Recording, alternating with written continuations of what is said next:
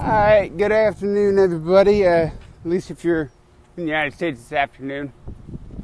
Heading over to the Calvary Museum. Coming to you live from Fort Hood, Texas. Those buildings back there are my barracks. Hey Ophi.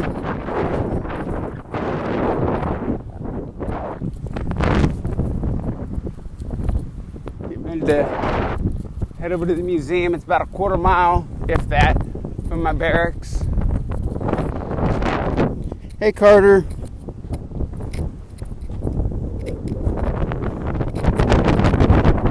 Yeah.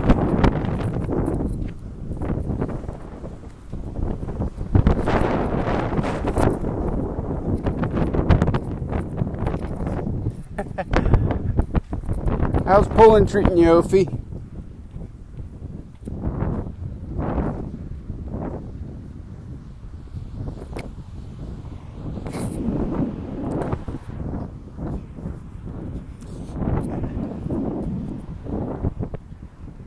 Gotta make sure there's no cars because there's no cross signal at this intersection.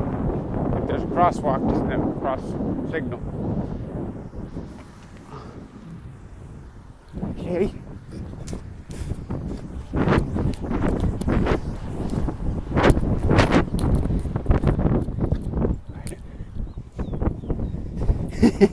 Yeah, have you had some kielbasa?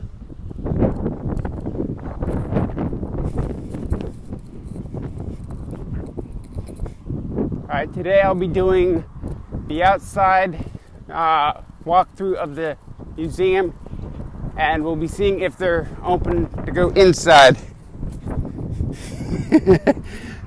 Might want to be careful eating all that pasta and stuff over there, Ophi. Hello, Linda.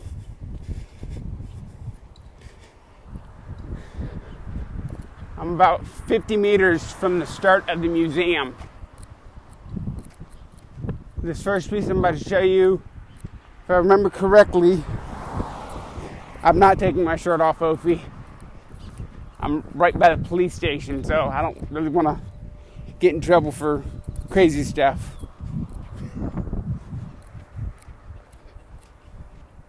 This first piece I'm about to show you, if I remember correctly, the placard says it was the last vehicle out of, I want to say, Iraq.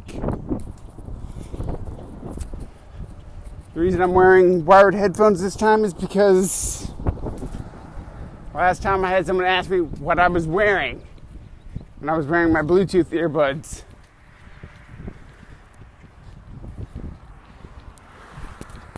I just hope that the wind doesn't mess up the audio too much.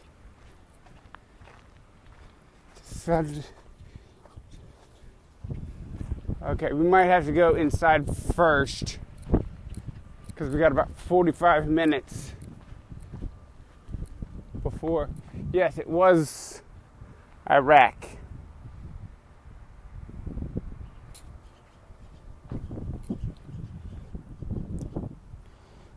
Now let me. Okay.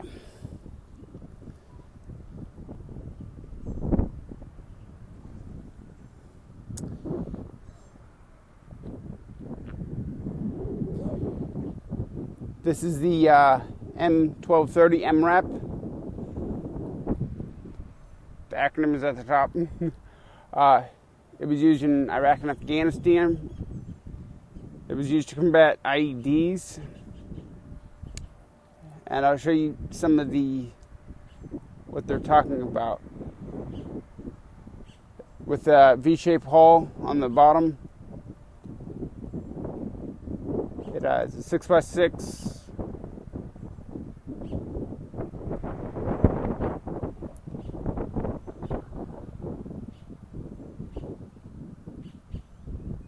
This was the last vehicle out. Has your, right there's your glad hands. Hey Amber.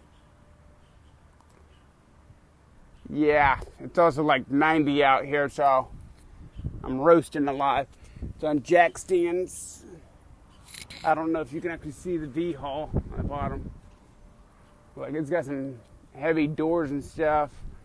Like, I really don't want to crawl in under, but that's the exhaust pipe right there. Big old vehicle. And as you can see, there is a area in between the engine and the cab. Can't just jump in and out of the truck easily. Front glad hands, all that fun stuff. And you can see how big this truck is. I mean, it's only, maybe 9 inches off the ground. And this thing is a lot taller than I am. That's the first vehicle. There's another one over there, and another one over. There's one there and another one over there, but we'll do that when we come back from the tour inside, because we only have about 40 minutes before they want to close. And I doubt they want to be trying to rush me out the door to close, so I can do the inside and then do the outside.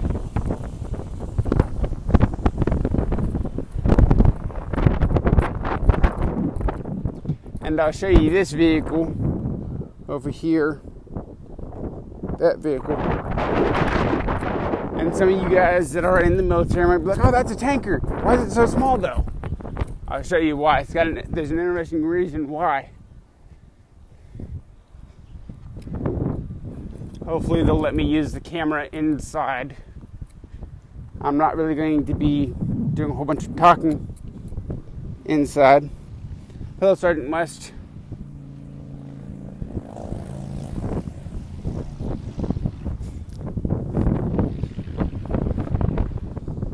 There's not really a whole bunch of brightness.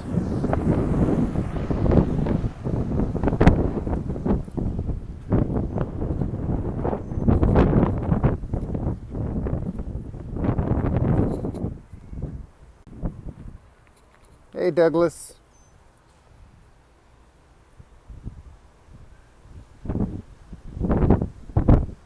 Y'all can pause the video to read that. As I get ready to go inside. Hopefully they won't have a problem. First one we'll be doing is the War on Terror.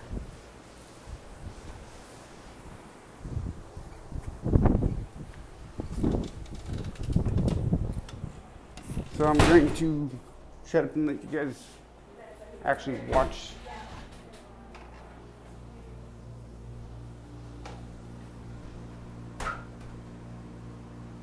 We'll be coming around on that side over there.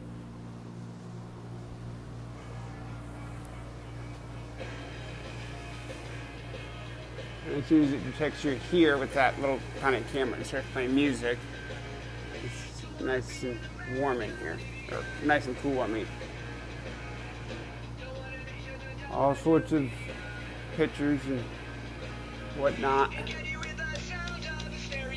Some of them serious, some of them comical.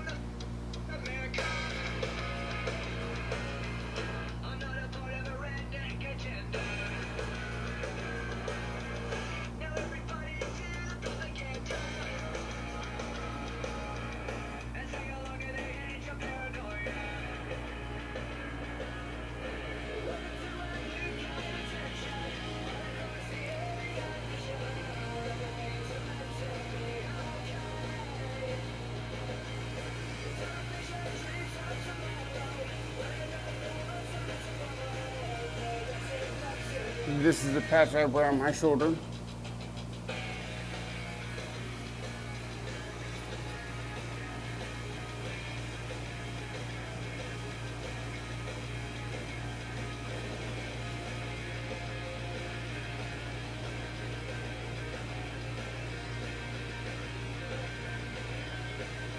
You all may recognize some of them.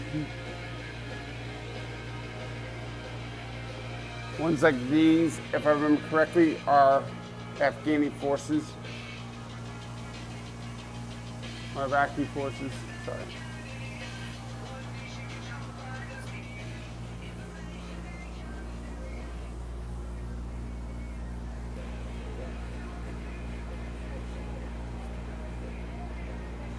A lot of these I'm just gonna kind of take a picture of and go on.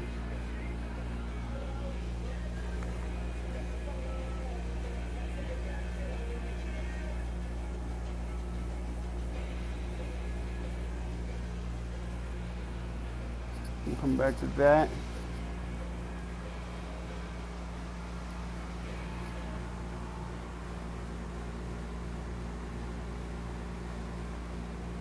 Hello, Maruf.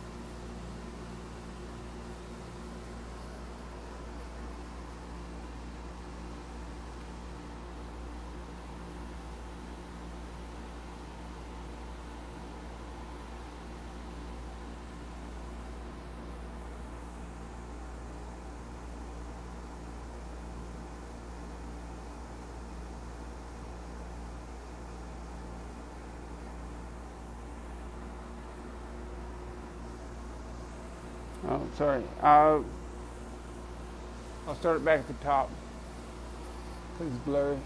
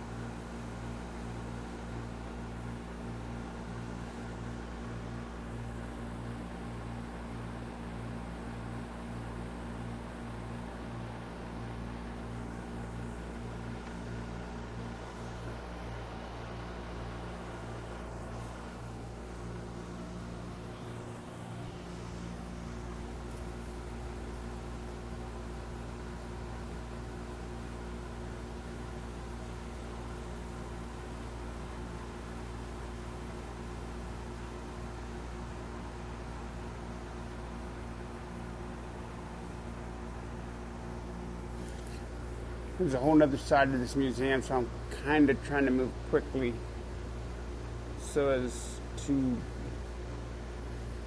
not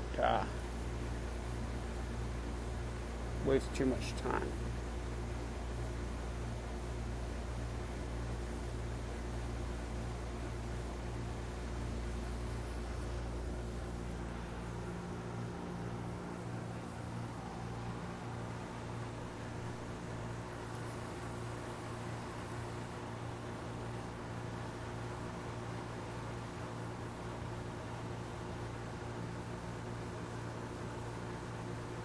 They're giving us the finger, the purple finger.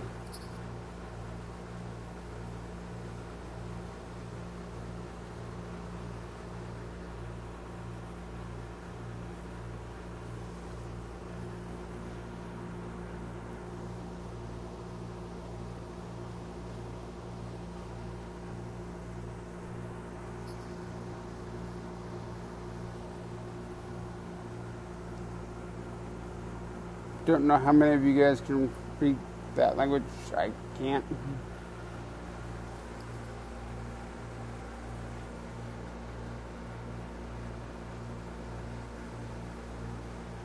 Is it still looking good on your end, Amber?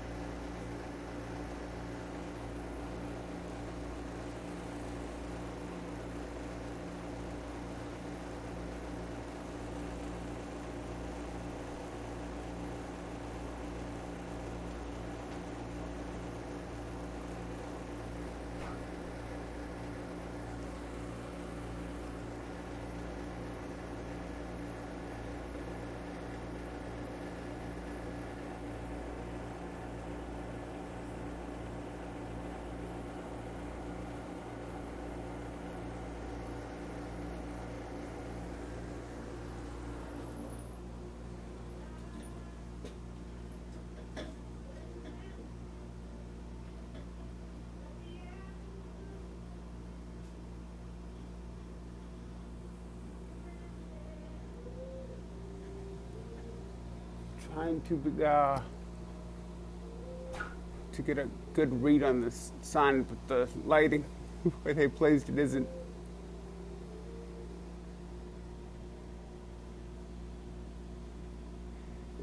the best.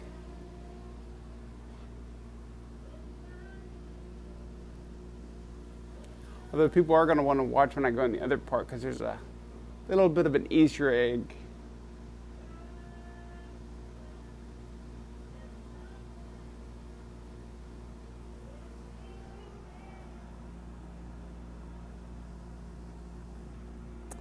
It's going to give some of you guys some chuckles.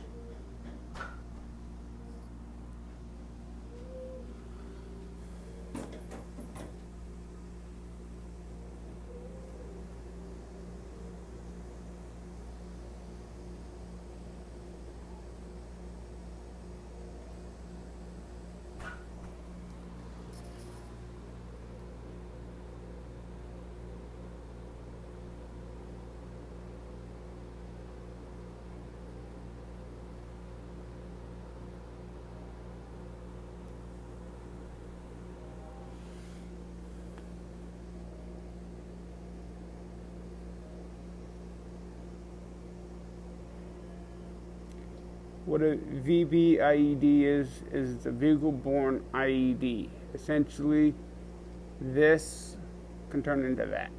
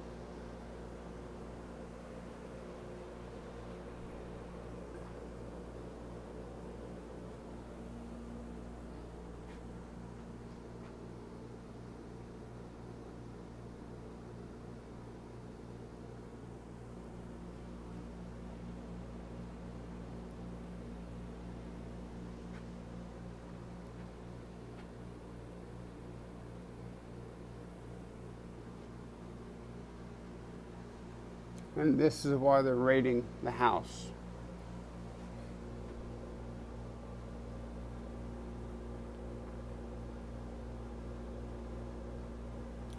There's the RPG-7 they were talking about. And there's the pistol. Guys obviously building IEDs got bad intentions. We're almost done with this side of the museum. But we only got 20 minutes to do the other side.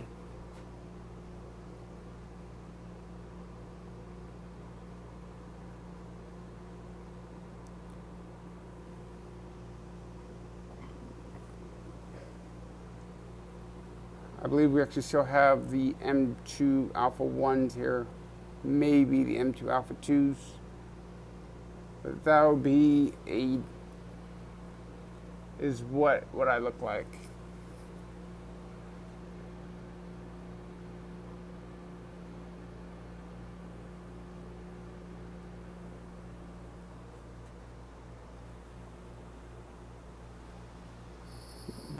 Are you talking about the? Are you talking about the one soldier that was standing all by himself?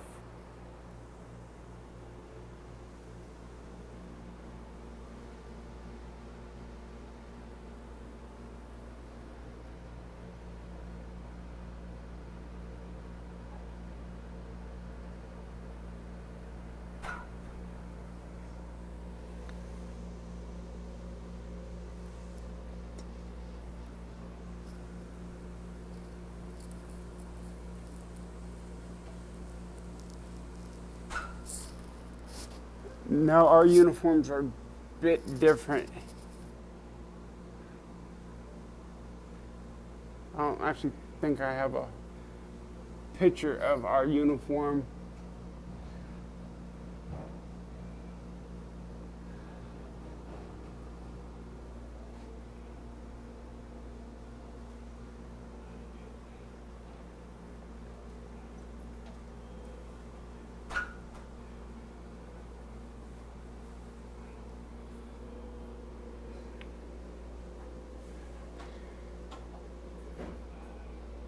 I'll have to post a picture of what I look like in uniform.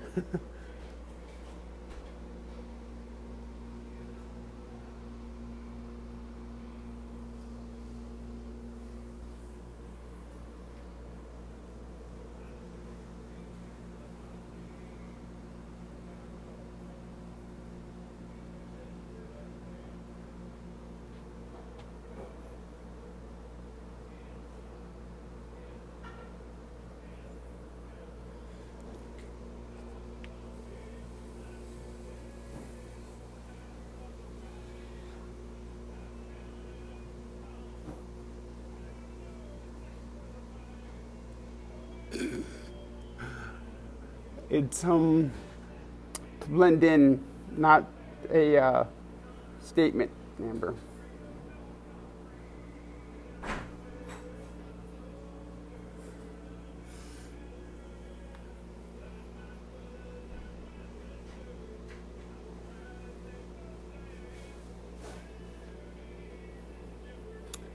Oh, and you better pray to God that this guy right here doesn't have road rage, because you can see what he just did to that car.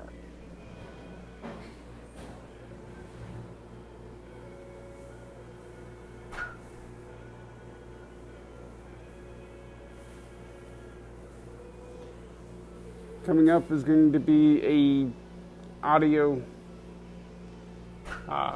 presentation, but you're not actually going to be able to even hear it because it's not that loud.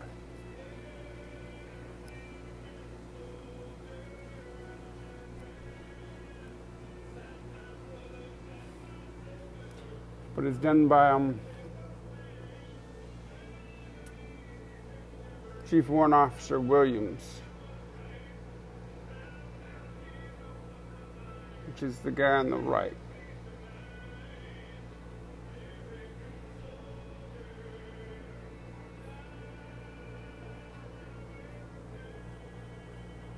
The soldier on the right.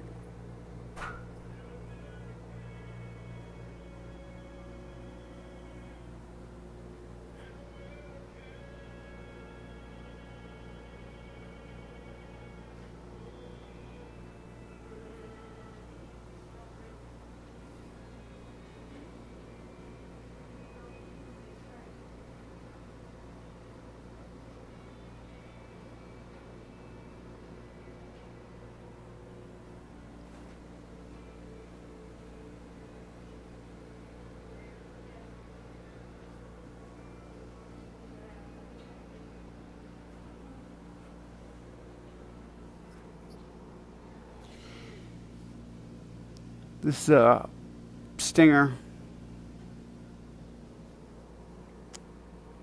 launcher. I'm going to try this audio log. I was part of the main effort. I was closed up with Bob Company to do the actual flight portion. When we were going up to the flight, I remember. Can you guys hear that? I mean, it was just the sparkles and everything. I've got artillery. We've flown on the job, and there was another city prior to Kabbalah. That's where we were going. And I saw the city lights, like the whole entire section of the That's a rotor, part of a rotor. Well, simultaneously when that happened, that's when all the AAA started coming up.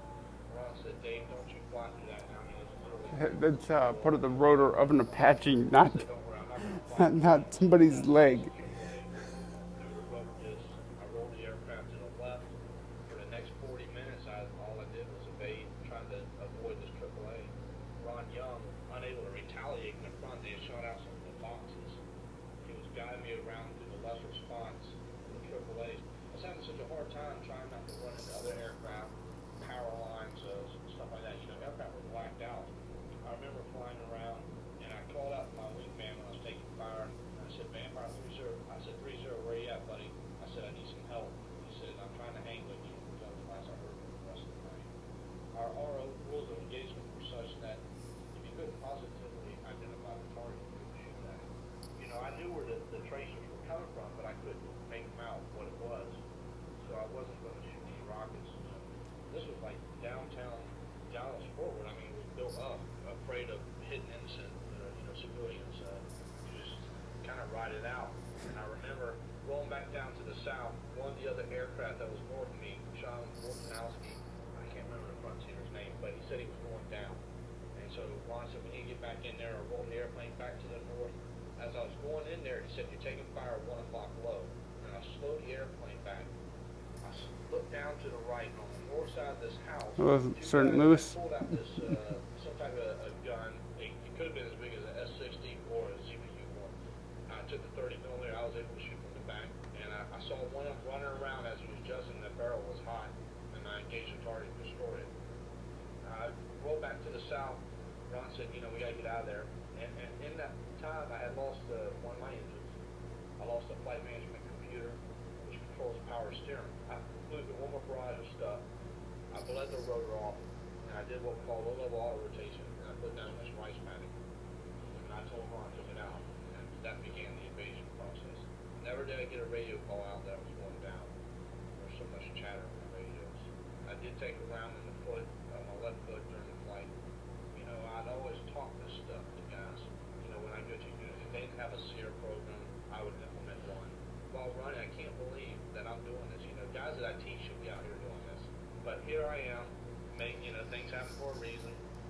Ron and I were running through, it was some type of rice paddy that I put it down in. We didn't get 100 yards away from the aircraft, and Iraqis were all over it. And they knew that we were out in there. They could hear our ALC vests making all this racket. As we were running, I see these little muzzle flashes.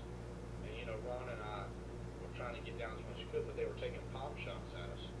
And finally, we started shedding our helmets and stuff like that to get rid of all that noise. After about an hour and a half, we had laid down by this lake after using some of the canals to bait. And by this time, all the aircraft were gone. I had made 2 calls on my survival radio that I said, this is Vampire 1-2, I'm on foot, I need some help, 700 meters southwest ACP-19. No reply. I made another call, I said, this is Pantry 70. Anybody upstairs, meaning was J-Stars, one of the surveillance aircraft up there. Now, I didn't hear him reply. I kept hearing a British guy call out, longbow such and such, longbow such and such. About that time at 15, he come out of the sky and came in and dropped some ordnance down not too far away from us. I guess he was drawing the fire off of us, or he was drawing the fire off the helicopters, or what. He was providing an escort for the helicopters that were getting out of there. So when the helicopters were departing, that's the most God-forsaken feeling, just quiet, that your boys have left, you've been left behind. Ron and I really tried to collect our thoughts. I was going over my head, everything that had been taught and all my training. Ron and I had said, we're going to try to get to some trees or some vegetation out there in the desert next to the river. We'll collect our thoughts, and then we'll come up with a plan, and we'll proceed to our down the aviator pickup point that we had already been planning. Unfortunately, like I was saying before, Ron and I got down, we heard some Iraqis close to them. So we got down, they had both come to search parties. And when I was laying down, I looked over my left shoulder, and 3 Iraqis were walking down the dirt road, coming up on my back. They had stopped and they pointed to us like they could make us out, because by this time, R-17 was a full moon, so it was still bright out there, we're casting our own shadow. One of them took his rifle and fired around at us to see if we would jump up and break out or something. didn't hit us. And Ron had asked me, he says, you know, I can get my pistol out. And I said, no. I said, don't do that. You know, let's just see if they'll walk on by. As it got closer, it was evident that we were laying there. They came running around, and they were screaming, yelling in Arabic. They came down, and I looked over at Ron, and I looked up, and I slowly raised my hand up, you know, and they had their rifles. They were very irate. One of them came down with a rifle. I got down on the ground and said, don't do that. I looked at Ron, he hit Ron in the back of the head with the butt of the rifle. And then simultaneously, one of the other guys came down the hill. We were on like a slope. Came down and hit me right across my lower back. And I think that his intentions were to let us know that he meant business. They didn't speak English. We assumed that they were saying, get up. So we started slowly to get up. And they started yelling even more. One of them took his rifle, fired right between our heads. We got back down again. And the third guy finally came down. And they had been yelling to the other Iraqis that they had found us. And they tied our hands up. They took us to a house. After taking all of our possessions, they took us to a local police station in Karbala, where the civilian populace, I mean, I was surprised, you know, here it is, 2 in the morning, and everybody and their mother is awake. They put us in the back of the truck, and we had a guy sitting in the truck. And as they drove around this corner in Karbala, I looked over my left shoulder. Must have been 50 guys out there. And when the truck stopped, all I could do was just lean forward in, and I saw Ron get jolted in the back of the head. The actual military guys had come out and tried to break up the fight. They were trying to sucker punches and so forth. And I just leaned into the truck and just, you know, as they were hitting the back, I just kind of ducked my head. They took us out of the truck and took us into the station where we were interrogated until the next morning. At that time, they sent guys down from Baghdad to pick us up, some more Republican Guard guys. They separated line us and they took us to Baghdad. This was on the 24th Sunday. For the 2.5 hour ride, fell from the guy elbow in the head. I was sitting, it was like an SUV, and they put handcuffs on me this time. They rested my head up against the back of the front seat, and I had 2 guys on my left and right, and then the passenger. And this doggone guy, every time we would go through like a checkpoint or something, he would yell out that he's got the Americans. I could feel the people come up to the vehicle, yelling, screaming in the windows. He would elbow me in the top of the head. If there's anybody I'd like to get a hold of, it's that guy. But once they got us out there, we went through some more interrogations. That's when we made the video that everybody saw on TV in Baghdad. Then they took us to Which is where this clip comes from. I suspect after some of the This television picture. series that was the Al Rashid facility. That's where they take the prisoners. It took several days, about 3 or 4 days, I realized there was other people in the facility, which turned out to be the 507 maintenance department. All my training I've been talking about, you know, code of conduct, Geneva Conventions of law and warfare.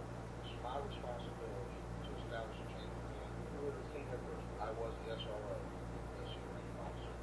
I wasn't exactly sure who they were. When they started taking Baghdad, the coalition forces, the Iraqis would get up and just leave the facility. I mean, literally leave for hours. I would utilize that time to teach them without going into some of the resistance techniques and interrogations and stuff. Not even how to resist propaganda, how to survive. I tell them, you know, what's entitled to them under Geneva Conventions. You know, guys don't know that you're entitled to tobacco funds and use. You know, you're entitled to so many Swiss francs a month, to fill out a capture card, to see the International Red Cross. I mean, there's numerous things. Ironically, you know, maybe in the town for a reason, there I was, the SRO, the only one out of the entire 7 who had the highest level of SEER training possible. So that became my mission. Because, you know, a lot of the questions they asked me was, are we ever going to be born alive? You know, are the Americans looking for us? Do they care? Do they know where we're at? And a lot of times it seemed like they didn't, and they may have not. By the bombing, Dublin bombing was so close. We had on the 12th day of captivity, which is the reason they had to put us out of the facility, was because it wasn't structurally sound. We had 2 bombs that dropped so close to us, they caused part of the ceiling and the walls to come down on us. You know, the Iraqis had come in to see if we were hurt or whatever, and then the next day they took us out there. I mean, it literally, in my cell, I had a safe room, and they blew it back open to where I could see the sky. When they started moving us, they moved us every single day after that. We spent the night in the safe house up until the time we were arrested, which was you know, and I always taught things about little victories, how to survive. We would tell jokes and songs. We do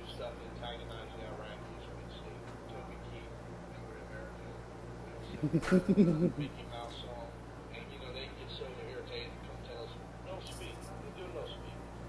How is this in that way without saying it's resist?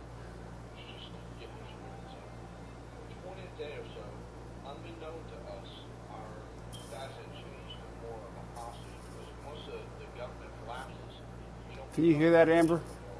First of all, it's only to foreign nations. So the hostage of your entitlements and rights change. But unbeknown to us, we thought there was something going on. They were taken up into Somalia. Iraq's very indigenous and very tribal.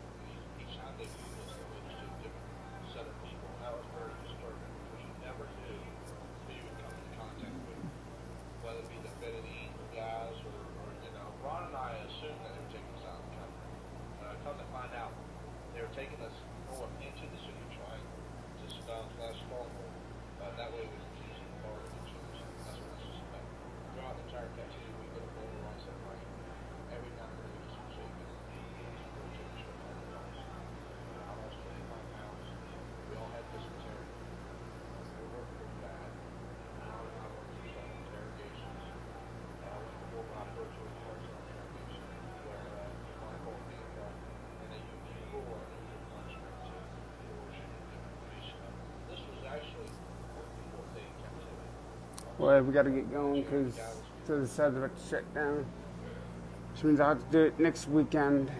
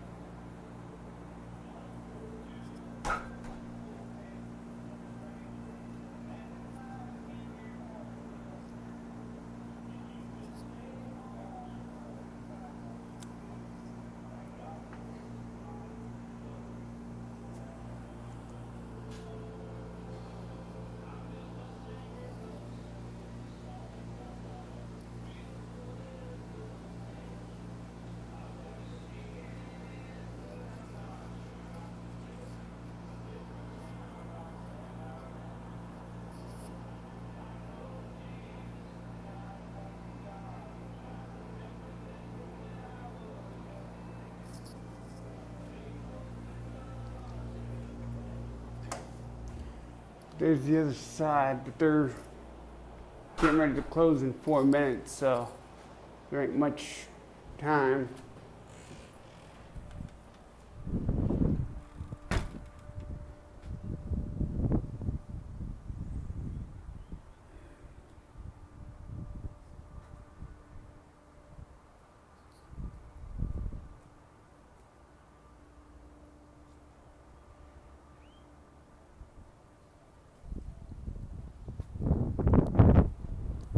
There's that vehicle I showed you at the beginning of the video. Now we're about to start looking at vehicles and stuff. Now there's a museum as well.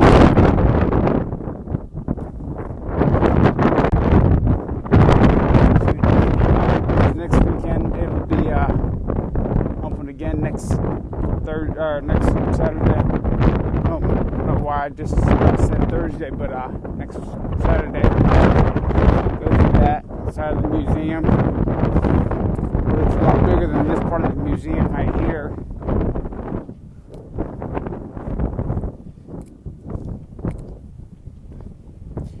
But that that audio that we were standing there for about 5 minutes listening to, actually probably more than that, was testimony of Chief Warrant Officer that was flying the aircraft.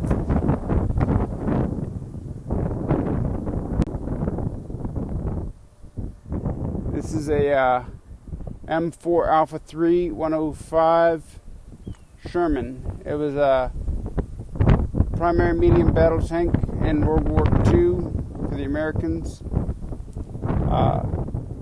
Number of different models were made. Most of them were equipped with a 75mm main gun, like on the nose of it. Alpha 3, which is this version, was equipped with a 105mm howitzer. It was used for infantry and armor support. Of the 1,300 M4 and M4 Alpha 3 tanks that were armed with the 105mm howitzer, only 50 had vertical fall loop suspension system. This is the 5th tank of that series that was produced, and it was assigned to the 1st Armored Regiment, 1st Armored Division on July 23rd, 1944. It is, well, has a bunch of bird shit on it. It's kind of making it hard to read. But we'll...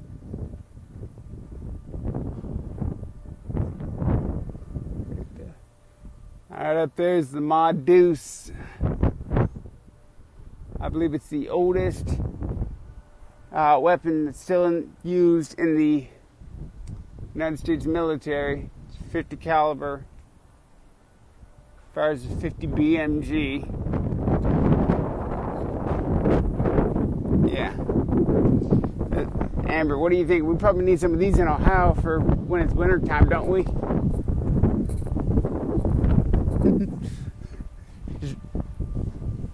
just rolling.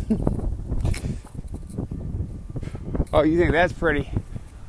Just wait till we get to some of the other vehicles. There's some Blackhawks, Apaches. There's quite a few of them actually.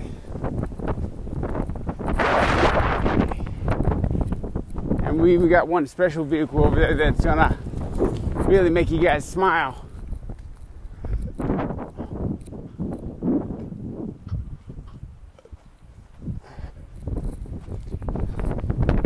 I'd love to get my hands on running and working one of these that I could buy.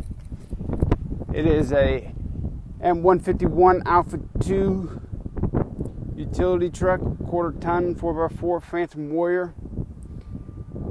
Its series began development in the 1950s and was manufactured by Ford and AM General from I don't know what year to 1982 because there's bird shit on it.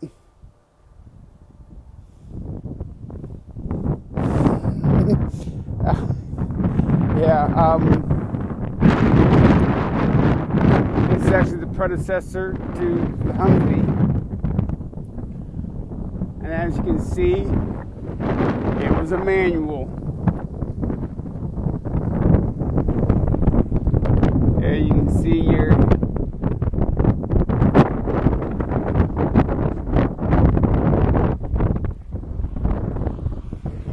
gas pedal's all broken. I ain't sticking up no more. There you can see there's a fuel tank.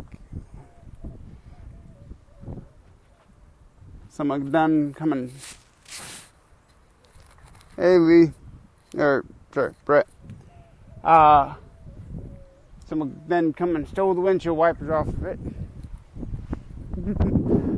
Not really, I just thought that'd be funny to say, but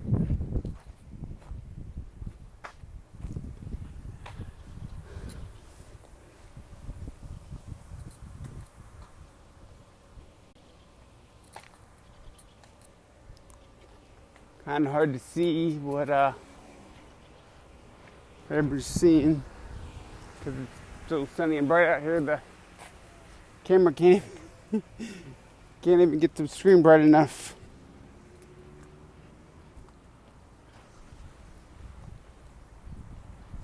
Now I'm about to show you this very special vehicle.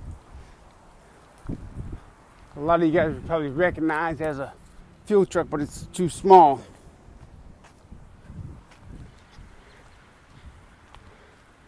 It's a very interesting vehicle, actually. Really interesting.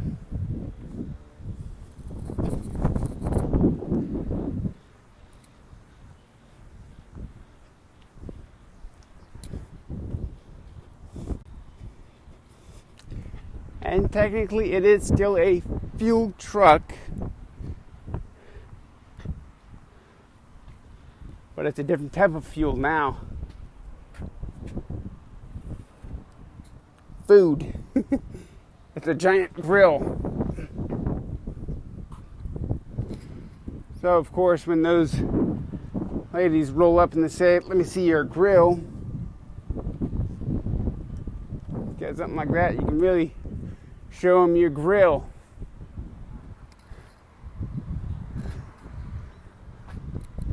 And impress them.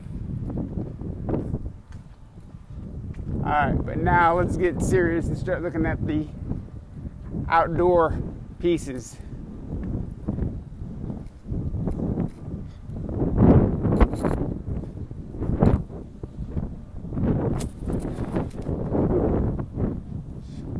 It's gonna be a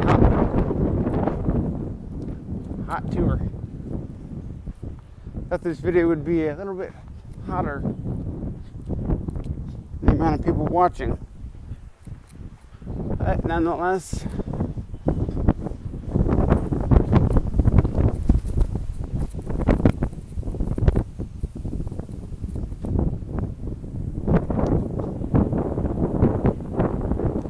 it's a M102, which is it's a 105 towed howitzer. It was used in 1966, which means we used it against the Vietnamese. It was designed to be used by the airborne and air mobile divisions. It could be dropped by parachute, easily airlifted by helicopter, could be brought into action.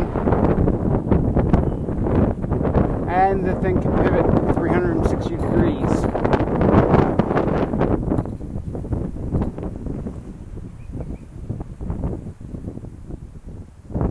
And it could fire just over 7 miles.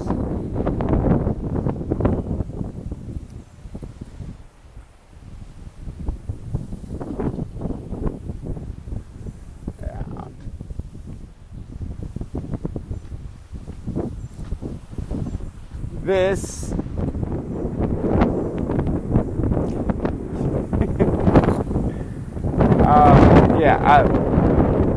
I'm not sending y'all food, Amber. This is the M725 variant M715 series 1.25 ton cargo truck. It was designed to replace the M43 ambulance. It was purchased from the Kaiser Jeep Corporation back in 1967. They could carry 4 litter patients, meaning people that are on litters, and 6 ambulatory patients, which means they can walk. The M725, which is this one, so extensive use in Vietnam, it was replaced by the M886 in 1975. It had a range of 225 miles and could go up to 55 miles an hour. Pretty sizable vehicle.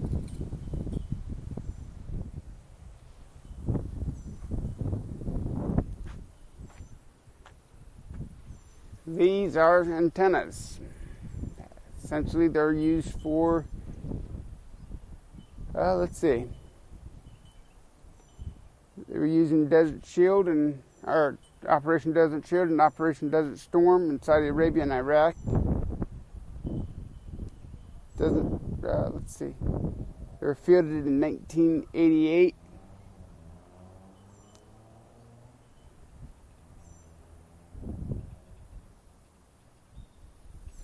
But yeah. This is the M450 bulldozer. They were developed at the end of World War II for use by combat engineers. Don't provide much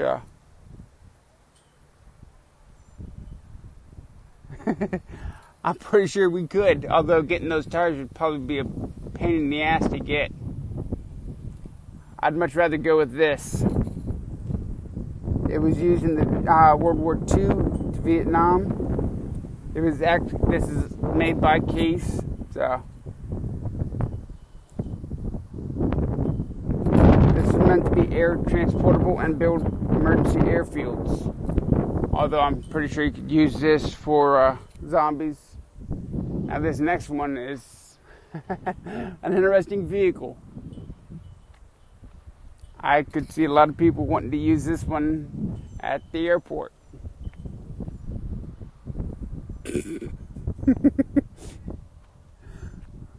Okay, all joking aside, it's the M274 Alpha 1 platform utility truck mechanical mule. It was first introduced in 1955 for use as a utility vehicle and weapons carrier by airborne unit. It's a half-ton vehicle that has four-wheel drive powertrain. Was manufactured by Willis Kaiser Jeep and something McLaughlin Company. Thanks to the bird shit, I can't read it. It was used in the Vietnam War by air mobile and air aviation units. It could be used as a cargo vehicle or weapons platform. Yippee! No protection. Let's scare them with a mobile cart. They should really use those at like airports and stuff. This is a MUT truck. It's a Jeep. MUT stands for Military Unit Tactical Truck. Replaced the M38 Alpha 1. It was used extensively in Vietnam. Again, someone actually stole the wipers off of it. This was the last kind of Jeep before we went to Humvees.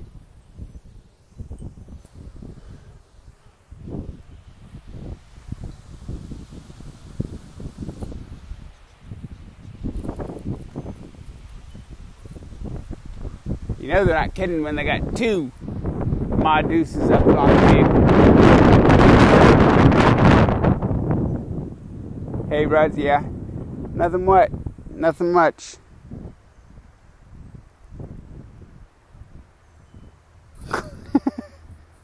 Okay, weaponized hay rides.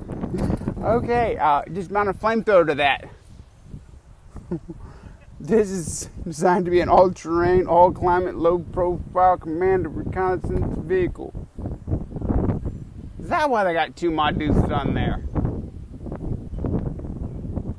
It saw limited service in Vietnam due to its inability to keep up with the M113 armored personnel carriers, and it would become high-centered on rice paddy dikes. It was phased out in the late 1970s. One of those is the M60. One of them is the M2. But yeah. Think you could get that around the neighborhood, Amber? Without tearing it up? The neighborhood, that is.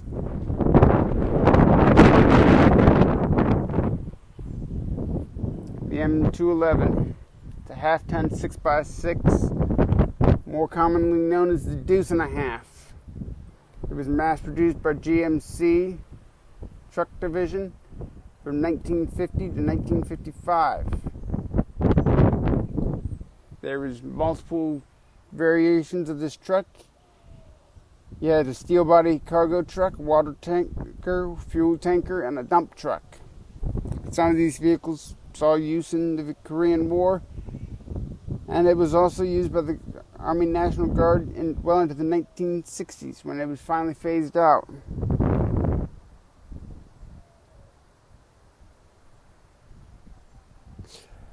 Yeah, I'm sure Rex would have a lot of fun. Hey, Kim. And of course, you gotta love this next one. Points for the artistic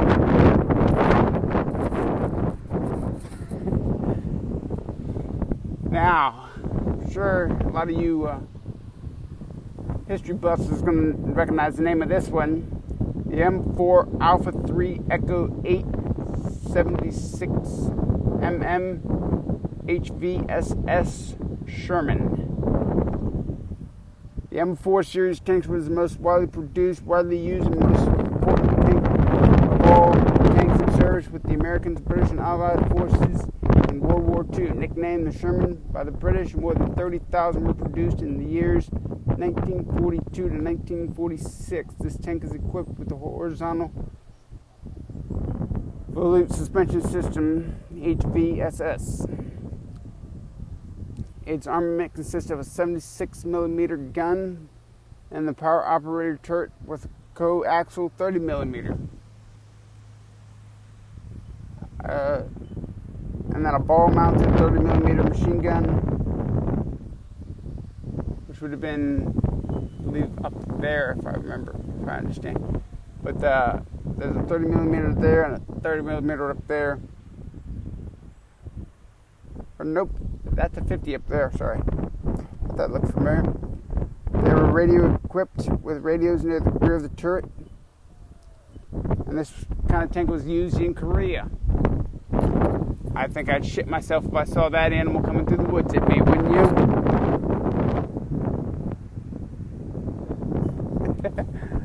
Now, another Jeep. Might just take it. I wonder if it still runs. Again, it was, this one was used by a couple different armies around the world. Again, it's a quarter-ton 4x4. This is the M38 Alpha 1. Kind of see a variation in the body, but it's a Jeep. I do not know the decorative one face on it, but I sure as hell would not want to see this one coming towards me. This is the M7 gun motor carriage Priest. Let that son of a bitch anoint you. Boom! Power of this round compels you.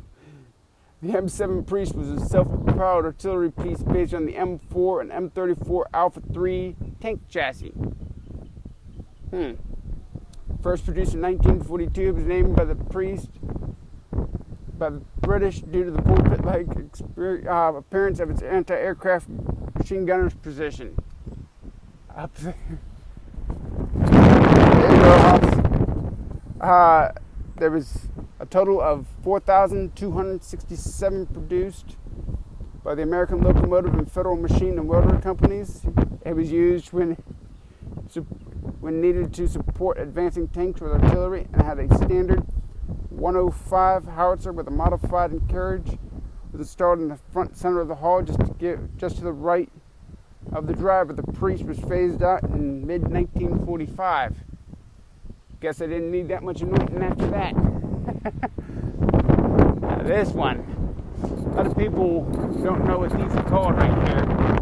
These are called muzzle brakes. What they do is instead of having all the force of anybody who has fired anybody who has ever fired a pretty powerful rifle knows it'll kick back, right? What this does is it diverts some of that blast energy to the sides and also kind of keeps it from obscuring you so you can see the target again and again and quicker. This one is the M41 light tank Walker Bulldog.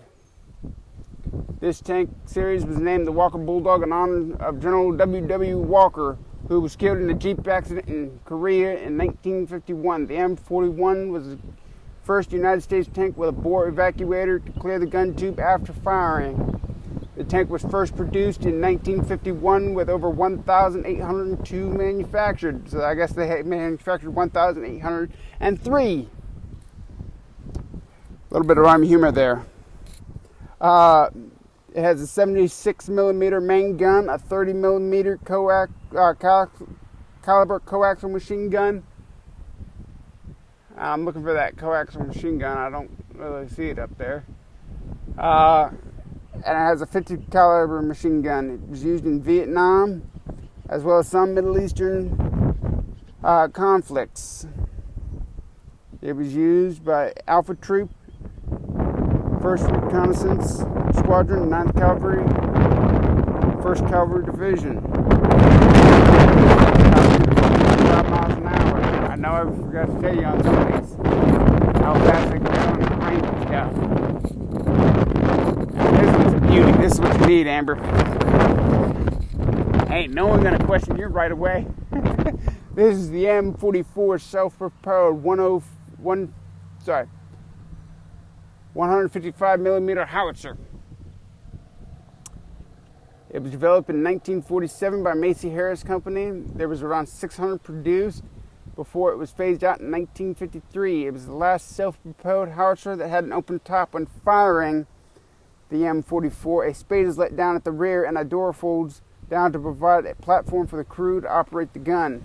The gun was used during the Korean War, and the M44 is armed with a 155 millimeter howitzer and a 50 caliber machine gun, which is up there.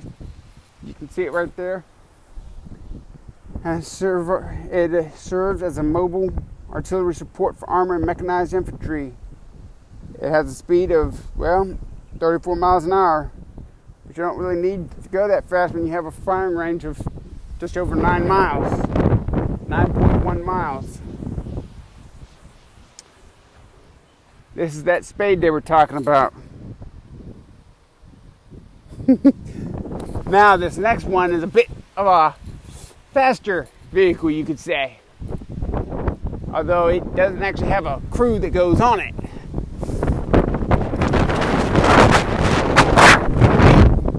Honest John.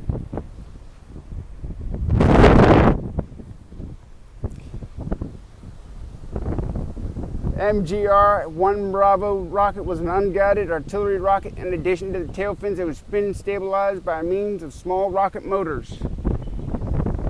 It was fired from a truck-mounted launch rail that could be elevated to produce the desired range. Nicknamed Honest John, it was developed by Redstone Arsenal and manufactured by Douglas Aircraft. It saw service with the U.S. Forces from 1951 to 1972. The rocket payload could carry a conventional or nuclear warhead. Told you it could go pretty fast. It has a speed of about Mach 3 times the speed of sound. You're not asking to convert that into miles per hour. I'm pretty sure that's what tickets pretty much.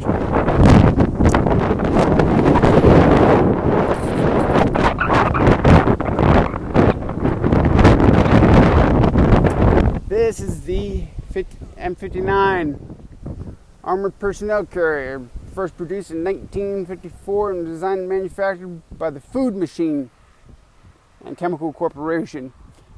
I don't think I'd want the people that make my chemicals to make my food, but okay. It was the first amphibious APC without preparation, which means you could go directly from dry land to water real quick without even saying anything. This one's equipped with an external 50 caliber machine gun. It was used by Alpha Company, 23rd Transportation, and 1st Cavalry Division in Korea from 1954 to 1960. It has a speed of 33 miles an hour on land and 4.3 miles an hour in the water. It has a range of 120 miles.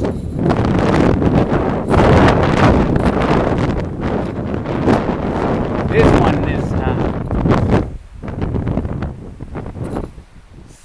I like the look of it on this one. Nice big winching on it, armored windows. What's not to like? The M3 Alpha 1 half-track was produced between the years of 1941 and 1944 by the White Motor Car Factory and the Diamond T Motor Company. It was referred to as the Army's maid of all work because it was used as an ambulance, weapon carrier, cargo carrier, and had many other uses. Its armaments consisted of a 50 caliber machine gun and two 30 caliber machine guns. The machine gun pedestals mount was eliminated, and the M31 Alpha 1 half-track was fitted with a circular ring mount and 3 fixed pintle sockets. After World War II, the United States military downsized and surplus half-tracks were sold or given to a number of friendly countries. Speed of 42 miles an hour, range of 175 miles an hour. I do not see a weapon on it, so look at that suspension. Yeah, I like that idea, but I think I got a better zombie vehicle for us. Just a bit better. A little bit better. This one here is the M74 Armored Recovery Vehicle. It was built by the Baldwin Locomotive Works, American Locomotive Company, Detroit Tank Arsenal, Chrysler, Michigan from 1941 to 45. It remained in use with the United States Army and Army National Guard in the foreign countries for years after World War II. This vehicle is the predecessor to the M88 recovery vehicle. I think we actually might have one of them here. It uses the standard M4 Sherman tank chassis. The vehicle was fitted with a hydraulic winch, an A-frame boom, a front-mounted spade, which is that thing you see right there. Oh, yeah. A-frame boom, which is suitable for light dozing and also served as an anchor for heavy winching operation. The vehicle is armed with a 50 caliber machine gun on a pintle mount at the commander's hatch. It has a range of 120 miles an hour and a speed of 26 miles an hour. And as you can see, it's a freaking beast. With that big old winch on the front, 50 cal up there and all that. Now, here's one that I see a lot in the military. At least coming from Fort Wainwright, we've seen them a lot. They would actually fire, I believe it was this kind, on the runs and when the flag was raised or lowered. This is the M1 Alpha 4. I could be wrong about that, but it's the M1 Alpha 4 75mm pack howitzer. It was designed by the United States military in 1920 to meet a need. Yeah, it might not have been this one. It moved across difficult terrain. It was manufactured by the United States Ordnance Department in post-World War II. The weapon was referred to as the M1 on an M116 carriage. It was a very versatile weapon that could either be towed by a jeep or airdropped at any location. The M1 Alpha 4 is primarily used today as a salute gun. It can fire about one click. That might actually be why I recognized it. Another Jeep. This one's not playing any games. Look at that. I like that idea. I'll drive the Dragon.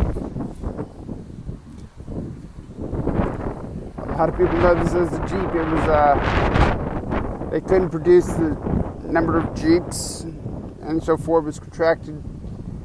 Yeah. It has a speed of 60 miles an hour and a range of 285 miles an hour. Keep your options open, Amber, on the whole zombie apocalypse vehicle. This is an anti-tank gun right here.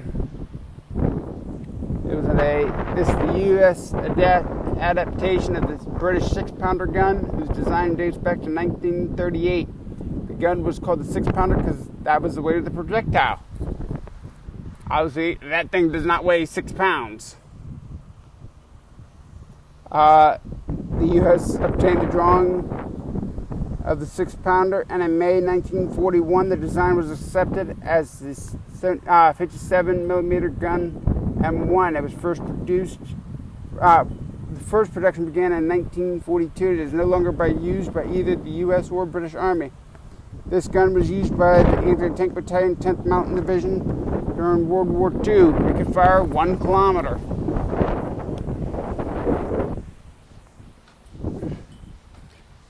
Look at that.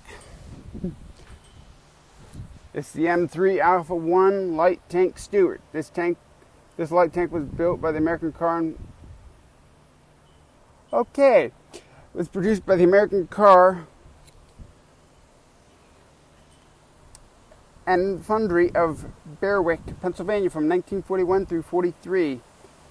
It was a standard model after the beginning of World War II. Armor consisted of 5/8 inch to 1 3/4 inch thick in front and 1 inch on the side and rear, and 3/8 of an inch thick on the top and bottom. The tank is armed with a 37 millimeter main gun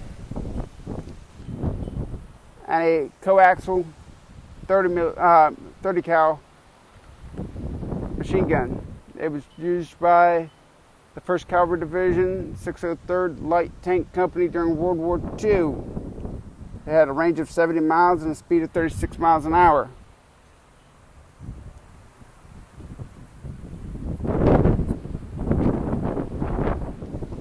Okay. Okay. On to the next one. Thanks for not making me laugh, Amber. This is the M8 Scout Car, light armored Scout Car. There were over 8,500 total units produced. A small number were supplied to the British, who gave the M8 the nickname of the Greyhound. The M8 was equipped with a 37 millimeter main gun, which could easily penetrate Japanese armor. See, that's the problem. They didn't have the German steel on it. It was phased out of service in 1945. It had a range of 175 miles at a speed of 56 miles an hour. And we've only covered maybe a quarter of it.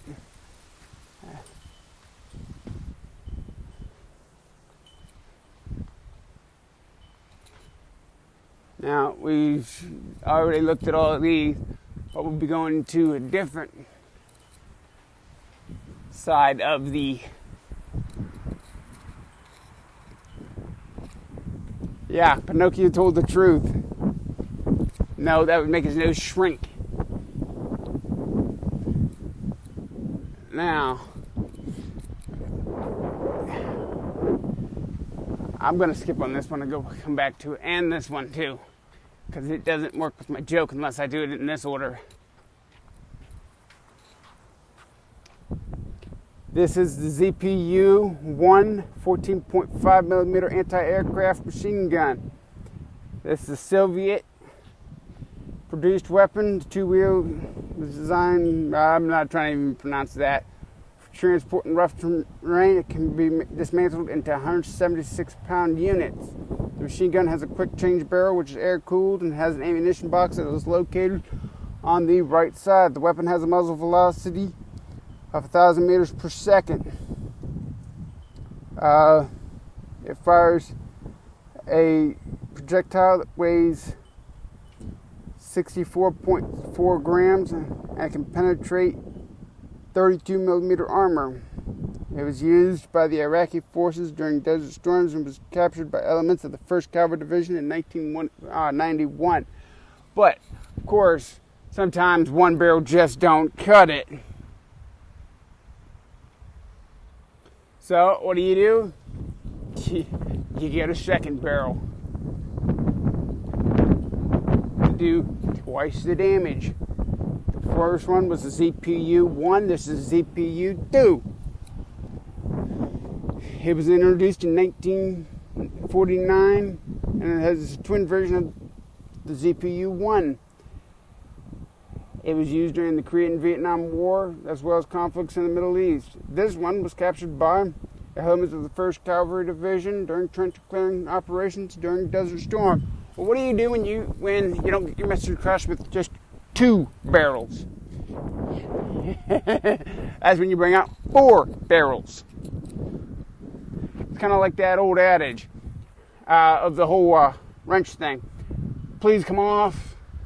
I'm telling you, come off. I'm begging you, please come off. I'm not asking anymore, is when you bring out the torch. The ZPU-4. I guess they completely skipped over 3. It's a quadruple anti-aircraft version of the basic Soviet 14.5 millimeter machine gun that was introduced in 1949 and used in Korea and Vietnam. It was considered the most dangerous threat to U.S. helicopters in Vietnam. It was used by Iraqi forces during Desert Storm. This was captured by the 1st Cavalry Division during trench clearing operations in Iraq. So, now you guys get that little joke. I said 1, 2, yeah.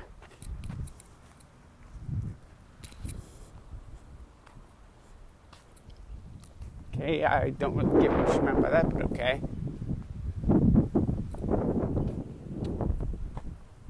This is the D-20 152 millimeter towed gun howitzer. It was built shortly after the end of World War II by the F. Petrov Design Bureau in the Soviet Union. It was first seen in public during 1955 May Day parade in Red Square, Moscow. It fires a Frag HE, which is, I'm guessing, a fragmentation high explosive projectile at a rate of 5 to 6 rounds per minute with a maximum firing range of 10 miles. This D-20 was captured by the 1st Cavalry Division during trench clearing operations during Operation Desert Storm. And again, you see that muzzle brake. But that's a nice long barrel.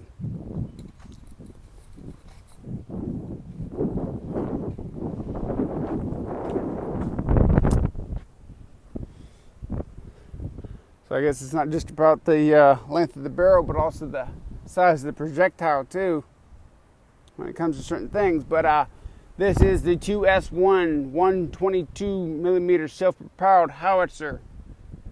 That'd be a nice thing to take out there just to go sunbathing and all that. It was built in factories of Bulgaria and Poland and the former Soviet Union. It entered service with the former Soviet Army in the early 1970s. It was first seen in public during the Polish Army parade in 1974. The Soviet designation is the SO-122, but it is commonly known as the, I'm not even going to try and pronounce that, Carnation. Its industrial number is S2 or 2S1. The Soviet-built howitzer was captured by the 3rd Battalion, 82nd Field Artillery during trench clearing operations in Iraq during Operation Desert Storm. Big old weapon. You think you can get your kids around in that, Amber? Maybe you want to use that as zombies, for zombies, right? You can't do what right now? Look, that rifle goes clear to the end. You see anything?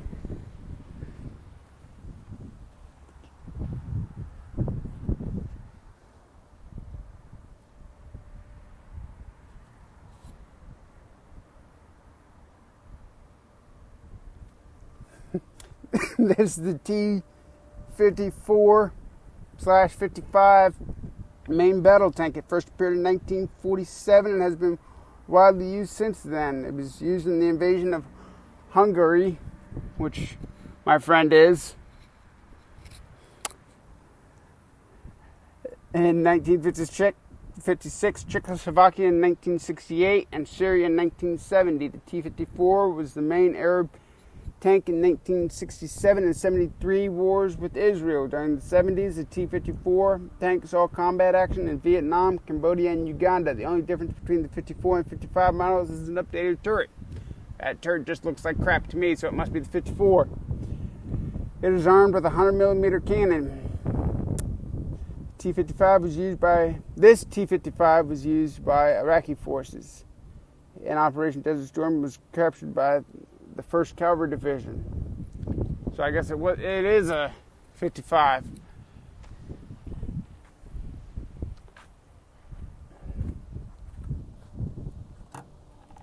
Okay, that's interesting. Headlight covers slip up and down in case, This is the UAZ 469. It was first produced. The half-ton 4x4 combat support vehicle was first produced in 1972. It replaced the GAD 69 because of its ability to drive in virtually any terrain and for its easy maintenance. UAZ stands for some freaking foreign language I can't pronounce, which translates to Automotive Factory of another word I cannot pronounce. The UAZ 469 damn sheet. So I kind of went off on a tangent there. It established the basic characteristics of combat support vehicles for the Soviet Union, such as ruggedness, simplicity, a high degree of standardization, and interchangeable parts. This one was used by the Iraqi Armored Forces during Operation Desert Storm and was captured by the Aviation Brigade, 1st Cavalry Division during trench clearing operations. Man, they just can't keep track of their vehicles.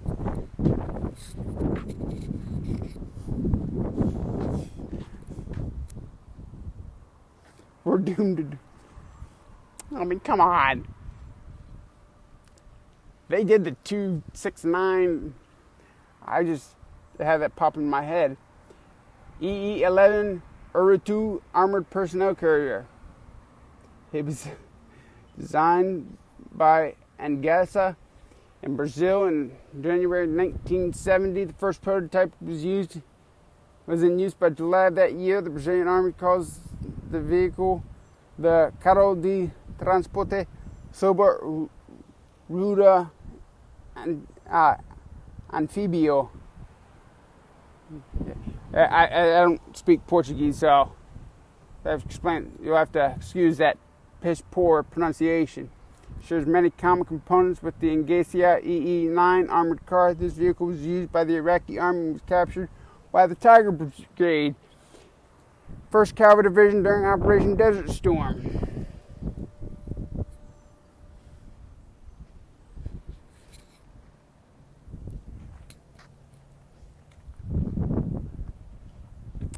AMX-10P. It was built in the early 1970s by Yate Industries.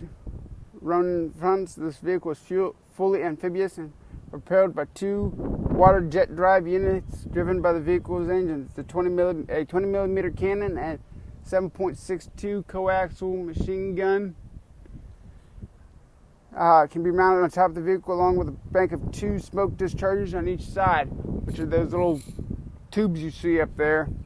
The weapon system can elevate from negative 13 degrees to positive 50 degrees, and the turret can traverse 360 degrees. This vehicle was captured by elements of the 1st Cavalry Division during Operation Desert Storm. Let's see if we can't find those water jets. I don't have high hopes, because they only hide them. Oh, right there.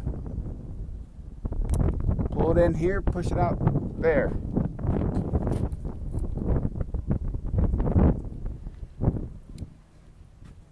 That would be great for zombies, Amber.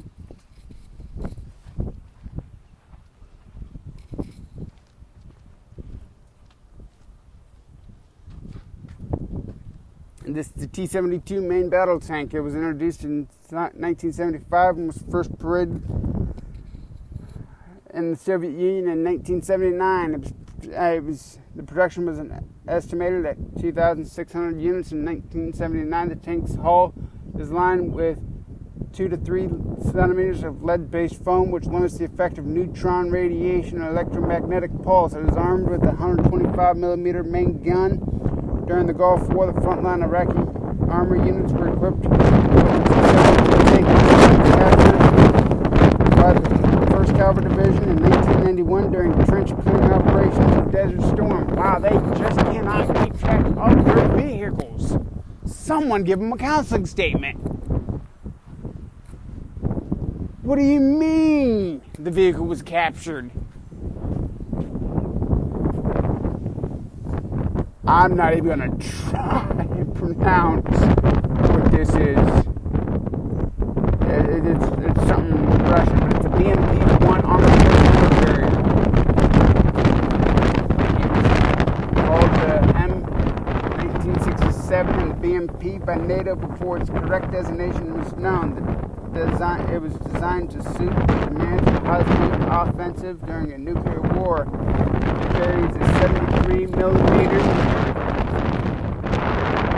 GA-20 gun with 40 rounds that has a maximum range of 7,217 meters. This vehicle was captured and the Egyptian Israeli 6-day war in 1967 and was given to the U.S. Army.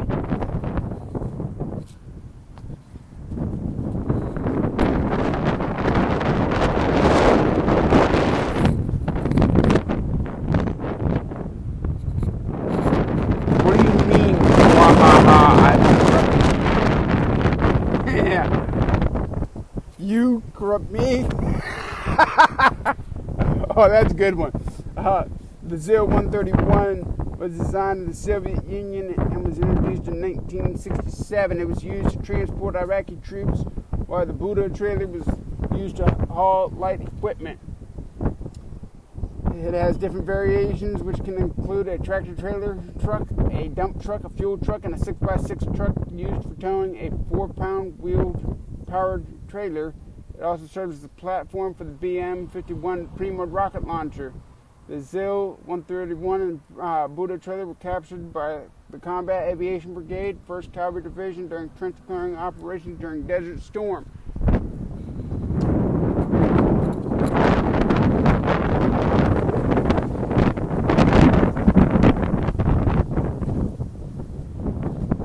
The PT-76 amphibious tank is one of several light amphibious tanks developed by the Soviet Army.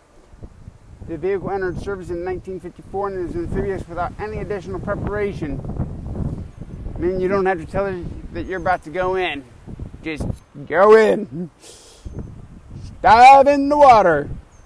The 76 is a light armored amphibious tank with a flat boat-like hull.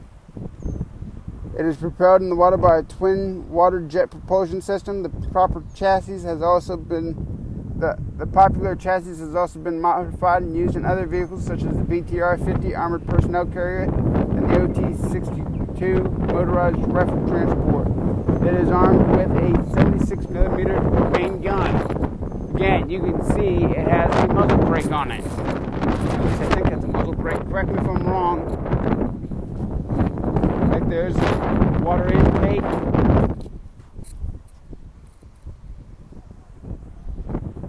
And I'm guessing right here is where the water would come out.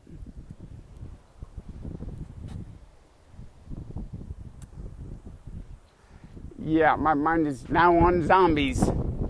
Right there's that gazebo I was filming in last week. As you can see, we are just about done with this side of the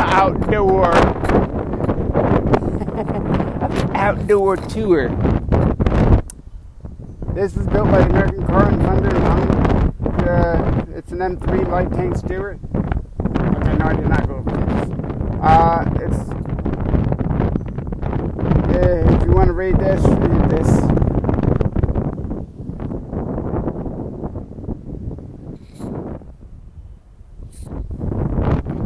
Kinda looks defeated. Someone should give it a Viagra.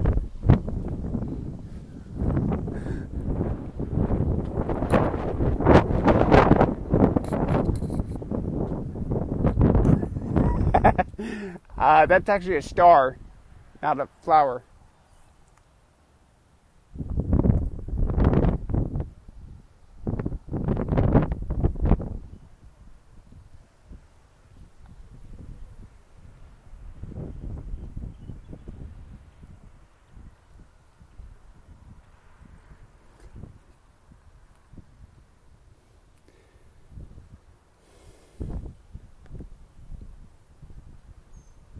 Hang on, they got two of them side by side, and I'm trying to figure out which one goes to which and make sure they're not backwards. One of them is... Okay, no, they're not backwards. This is the 75 millimeter Model 41. It's a Japanese copy of the German Krupp M.08. This weapon was placed into service in 1908. The Model 41 was used extensively during World War II to support infantry in the field. It was the first Japanese artillery piece made to use hollow charge ammunition. This was captured in the Philippines during World War II. What the hell is wrong? You guys can't keep track of your weapons. Hey, Corpus. No, that is a star on the side of the tank. I promise you that is a star, not a flower. We do not put flowers on the side of our tanks. No one does. Look, there's a star, there's a star, there's a star. There's a star over there, a couple of stars in that tank. This one is another Japanese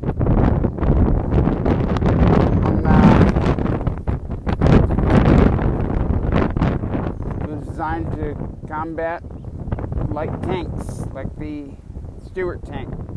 By the time it was available in any quantities, the M3 had been replaced by the M4. Type 1 had a hard effectiveness against the M4. Still on the uptick, I guess. Right here is the dump truck. Okay, it's a flower. We want it to be a flower. This is a modification of the M37 cargo truck. It's called the XM708. It's a 3/4 ton 4x4 dump.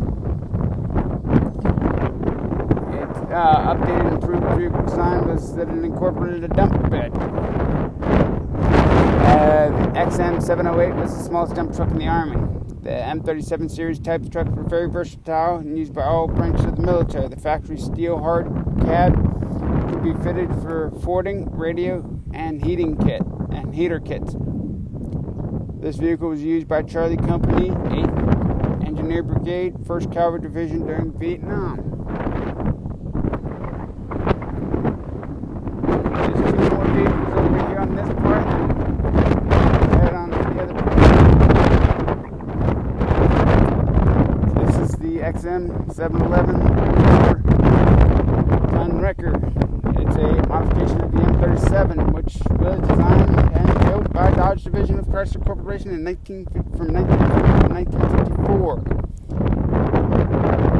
These trucks were an updated and revised version of the rugged WC series Dodge truck of World War II. It was used extensively for light recovery operations from the early 1950s until the end of the Vietnam War. It was replaced by the M74 in 1970. Last vehicle with a star on it on this part is the M34.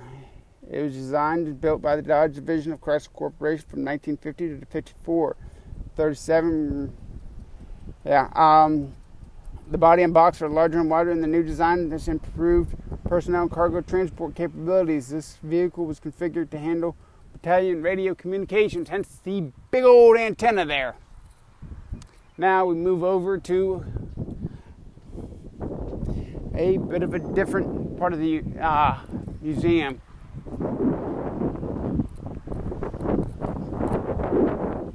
Some of these you guys may actually recognize. It says, please keep off the vehicles. So, keep off the vehicles, Amber. They were trying to steal them for zombie apocalypse.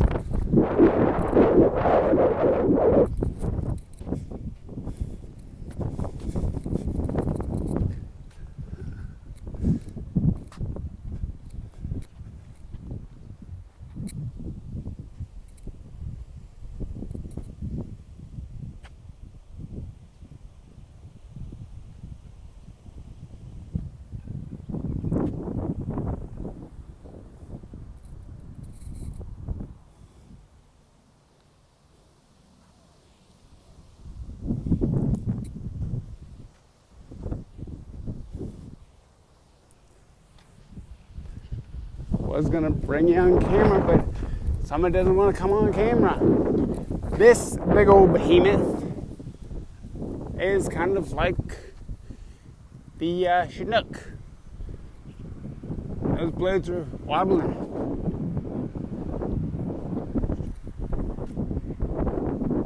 Had 2 seats there. And a seat back here, where you can watch the load. The 5 hooks. This is the CH, meaning Cargo Helicopter 54 Tar Sky Crane, entering service in 1964. The Sikorsky, which you'll notice another one, that's a couple other ones that are Sikorsky. Sky Crane served throughout the entire Vietnam War and into the 1990s. It was designated to carry specialized containers which would serve as mobile command posts, hospitals, and troop carriers. During the Vietnam War, it lifted loads weighing up to 10 tons and retrieved more than 380 downed aircraft. This Sky Crane served with the 478th Heavy Lift Company, 159th Assault Helicopter Battalion, 1st Cavalry Division in Vietnam. The Bravo model has lifted loads up to 40,780 pounds. Sky Cranes were placed in service by the CH, again, Cargo Helicopter, 47 Chinook, and Super Stallion helicopters.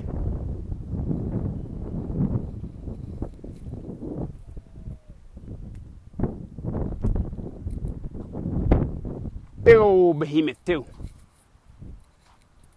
Though, someone needs to come out here and air up them their tires.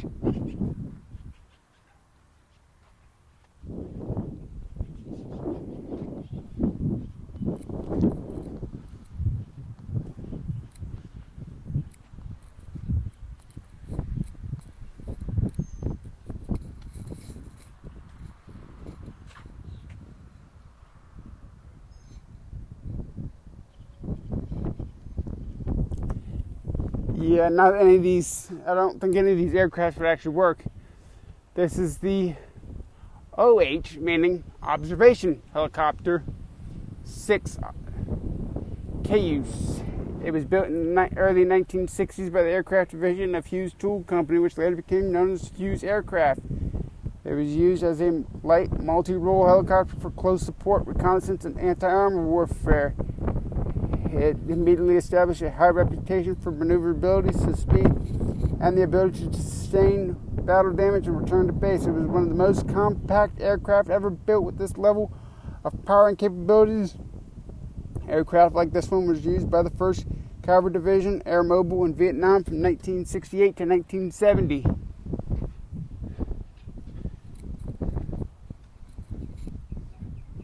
Amber, get to the chopper. Alright, my battery's at 20%. This is the Kiowa. It's made by Bell Helicopter Textron in Fort Worth, Texas. It was first flown in 1962, December 1962. No fewer than 2,200 of these were delivered to the U.S. Army in a 3-year period, beginning in May of 1969.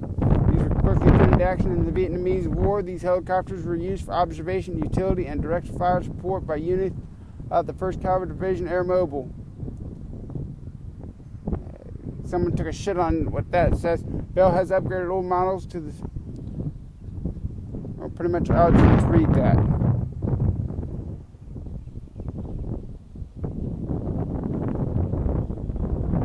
No, I'm not a mechanic, Amber. I'm a radar operator. Radar operator. I am the eyes of the artillery.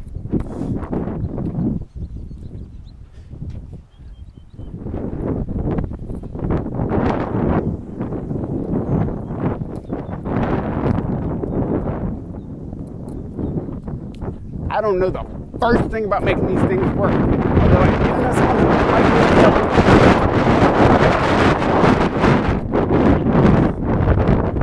like this is the OV-1C Mohawk. It represents a unique... Just read that.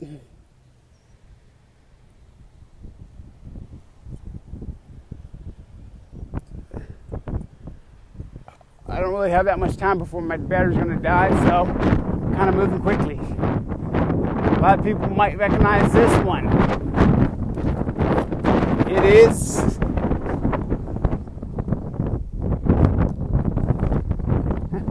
it's not that easy to become a mechanic from MyMOS.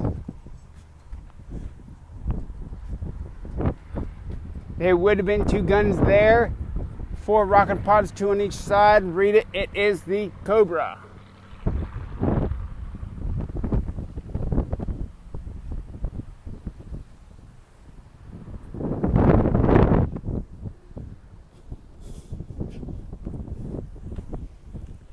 Some of you may recognize these ones coming up.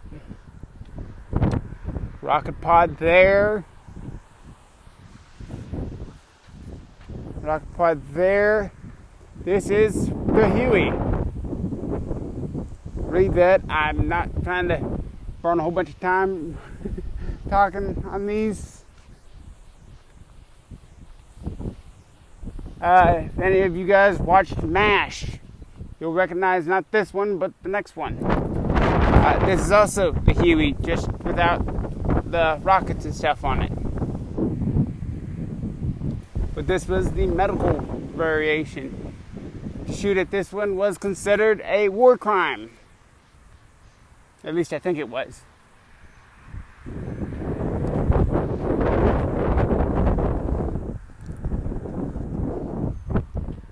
As you recognize that, that's great.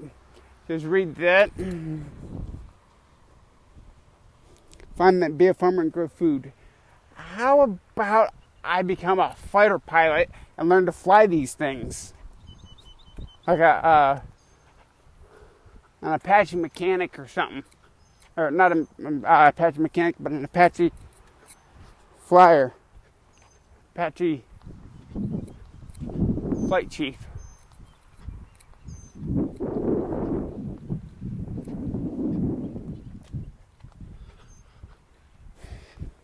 This next one, a lot of you guys probably gonna recognize. Why? Well, you may not recognize the actual vehicle, but you might recognize the name. Those of you that have been here at Fort Hood, you probably recognize the vehicle too. At least, let's hope so.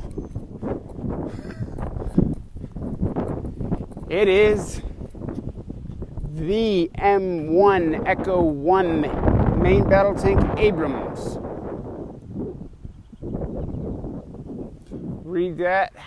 Not trying to talk too long, but how's that for a zombie vehicle, Amber?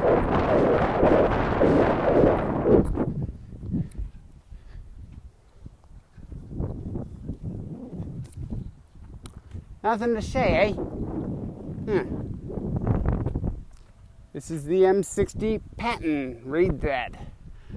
Not trying to stay out here in this hot weather for very much longer.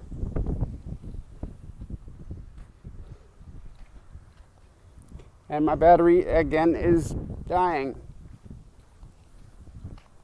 Smashing. Who are you, like Nigel Thornberry or something? So if you put this one with that aircraft over there, it's the Rise of the Cobra.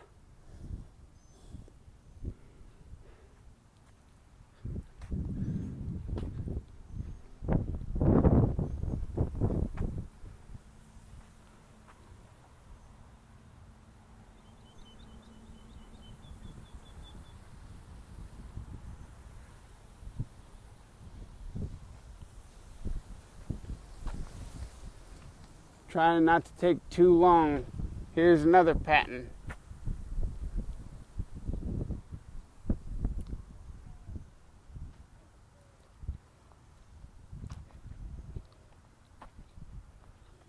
And another Patton.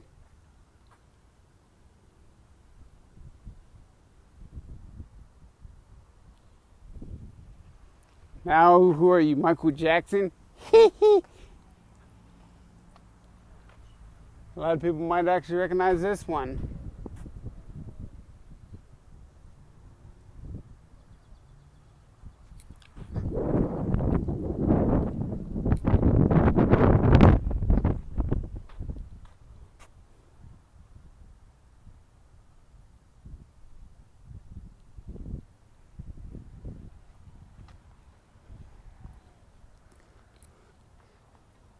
What would be wrong with using this one for a zombie apocalypse?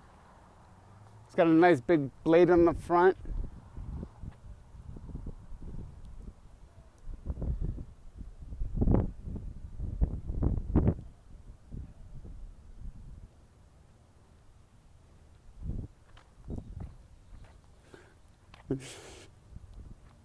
Use that to get your kids back and forth to school.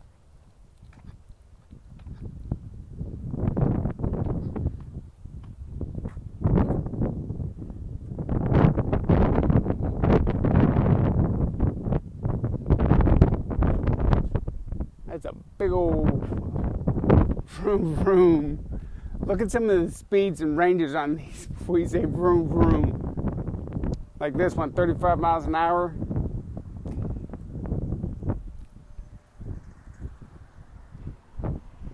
You'd be taking a while to get where you need to go.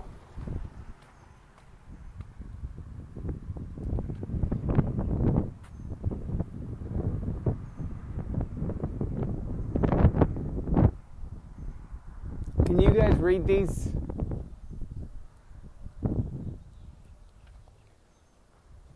Or do I need to make another pass around?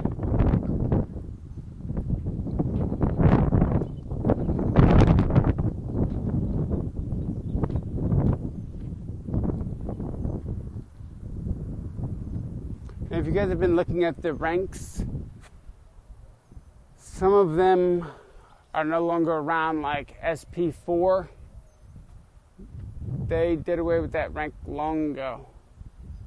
But here's an ambulance with a trailer.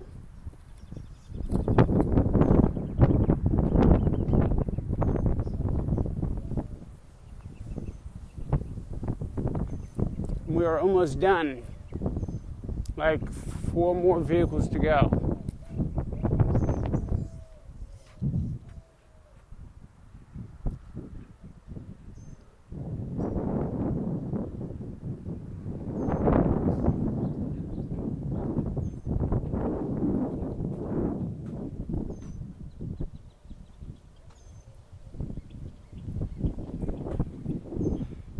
We still use these. Can you read these, or am I going a little bit too fast?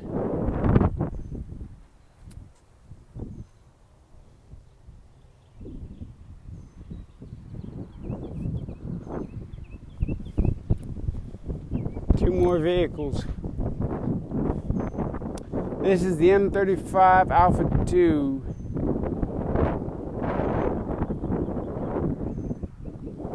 And yes, you can actually buy these and drive these on the road. These and that. I'm actually kind of surprised they don't have an LMTV over here, because those are another vehicle that you can buy.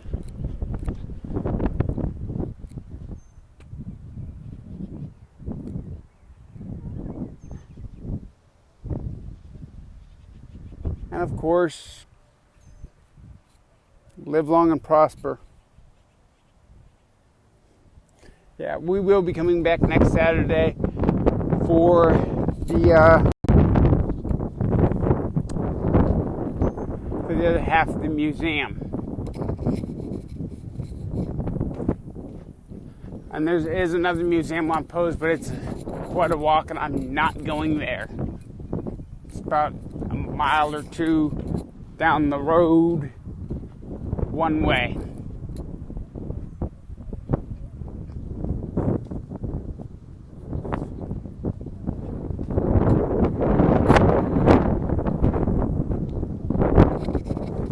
But how long has this actually been going on? Has this I've been taking?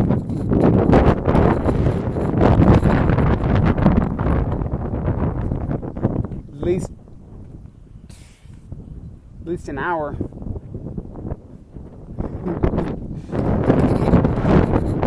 I think. Hour and a half, so maybe more. I still haven't got the 10%, warning, so I'm pretty good until it decides to go out.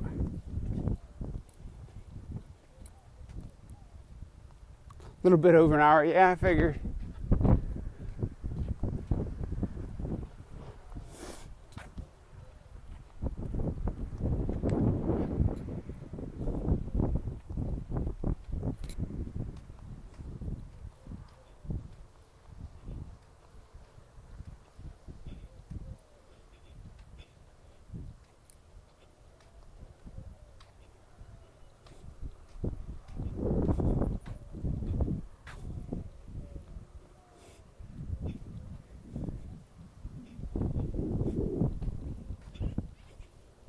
I talk too much. I was trying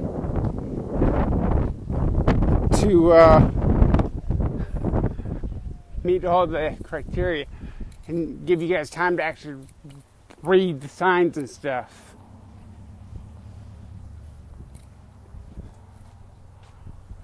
But we'll have to come back next week for the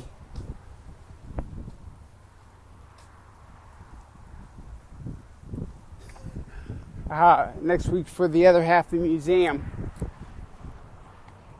And I can call you right now. I mean, it's not like it's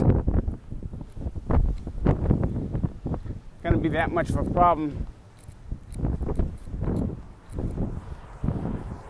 Let's get ready to cross the road, head back.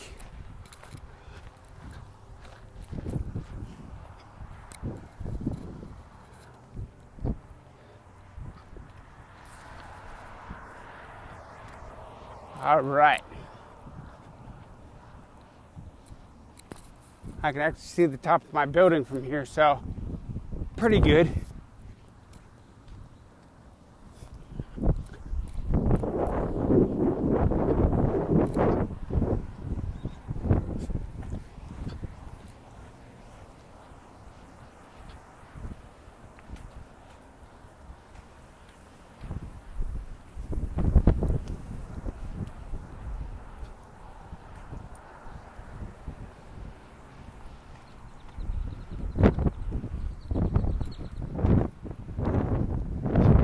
But I'm almost back to my barracks, about, a quarter of a mile maybe.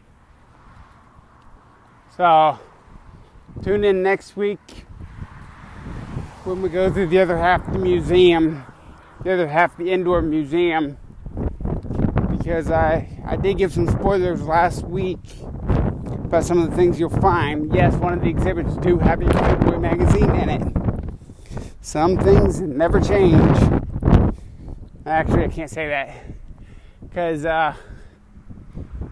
you get in trouble if you bring Playboys out to the field now. Sharp and all that. You gotta, if you're gonna bring porn out there, you gotta find more creative ways to bring it. You also can't bring like a thumb drive with. But anyways. Let's not give the soldier secrets away.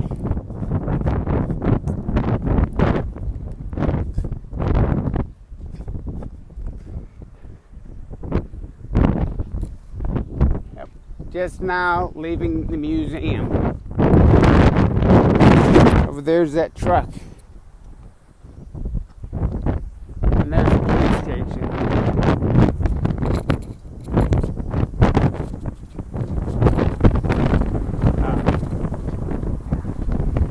And right by the police station is the fire department.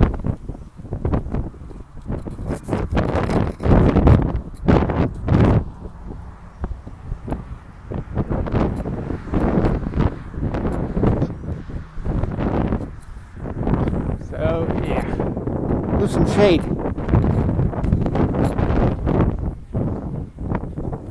Gotta enjoy that shade.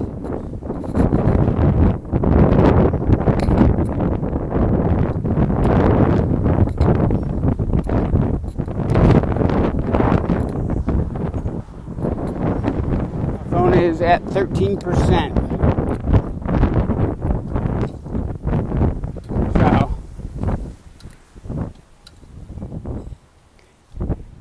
Yes, I do need to shower.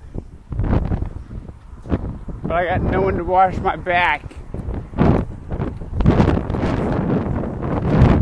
Hey sis, I started the filming about over an hour ago, so we got a lot of video to watch. I just went through pretty much in a big old museum.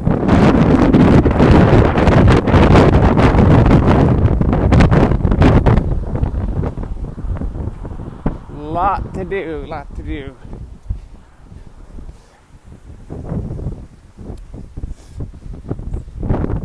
Now I'm going with the wind. Gone with the wind. Gone in 60 seconds. Gone with the wind in 60 seconds. OMG, what are you talking about, OMG? All I said was gone with the wind in 60 seconds. I'm combining two movies.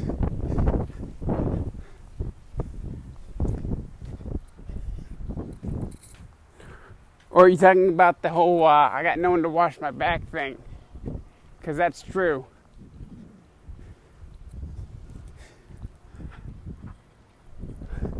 I really don't have anybody to wash my back.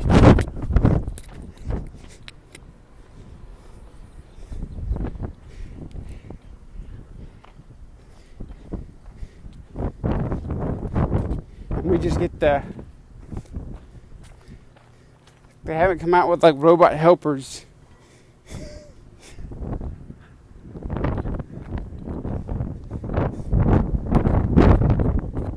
Although you have those brushes you put in the cow pens that the cows can brush up against.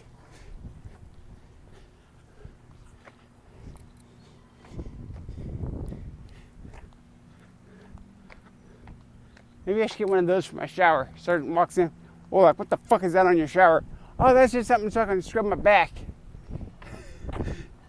That'd be a good laugh.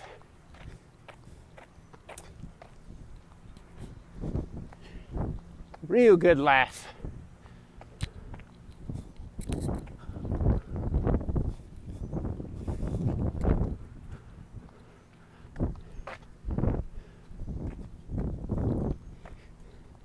Anybody know where I can get them brushes?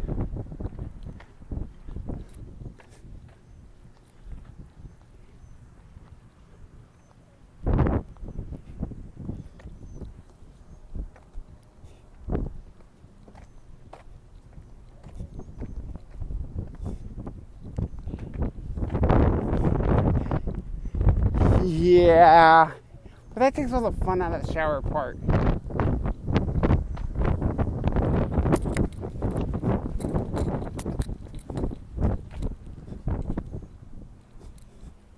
And you probably have one of those loofah on a stick things.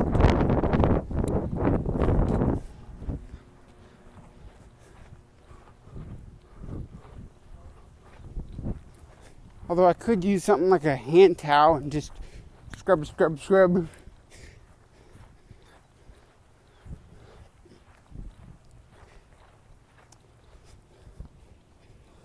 But be more flexible, eh?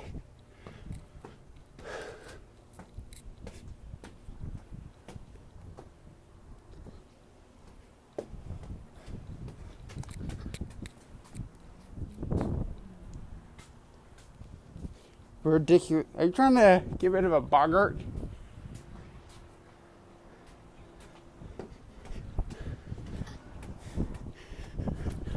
Ridiculous. This class is ridiculous.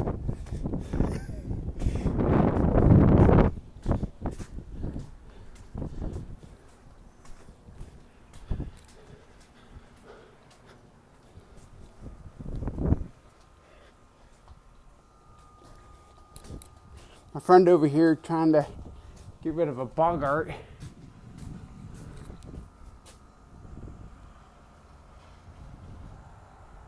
Can you see it? Hello. It's gonna be like, what the hell are you doing? Don't have any bird seed or anything like that. Yeah, you finally got the reference. It is a Harry Potter reference.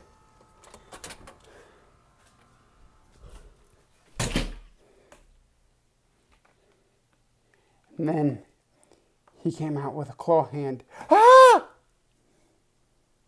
Oh, I figured I'd just try and tell a little bit of a scary story there.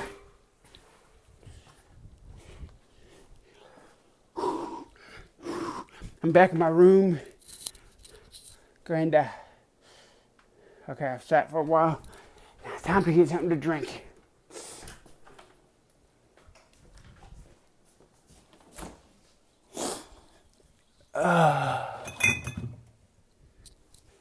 Anybody up for a mojito?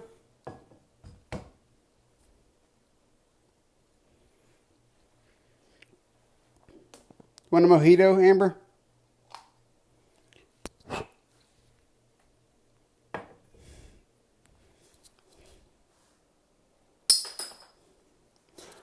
I was kind of hoping you'd get the reference. I mean, it'd be kind of odd if you didn't.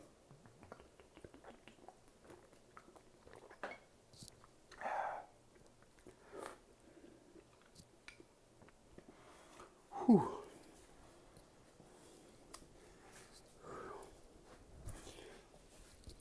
Oh.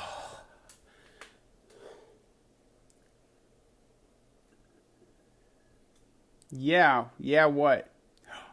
Oh, are you talking about Usher's song?